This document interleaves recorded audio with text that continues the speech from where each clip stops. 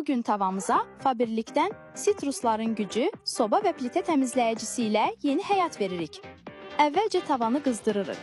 Üstəlik elə-belə yox, qaz plitəsinin üzərinə tərs çevirib qoyuruq. Deyirlər ki, belə daha effektivdir. Əlbəttə ki, zarafat edirəm, amma əsas odur ki, yaxşıca isinsin. Əlcəkləri geyinirik, bu mütləqdir və sevimli vasitəmizi çıxarırıq. Vasitə isti səthdə daha yaxşı işləyir, ona görə də bolca çəkilib. Süngəri götürüb vasitəni bütün səthə diqqətlə yayırıq. Artıq tavanın hansı rəngdə olduğunu unutmuşam. Yəqin ki, boz idi. Sonra isə təxminən 10 dəqiqəliyə saxlayırıq ki, təsir etsin. Və budur, həqiqət anı. Vasitəni suyun altında yuyuruq. Və nə düşünürsünüz? Həqiqətən də boz rəngdəymiş. Baxın belə. Cəmi bir neçə dəqiqəyə və sitrusların gücü sayəsində tavamıza orijinal rəngini qaytardıq.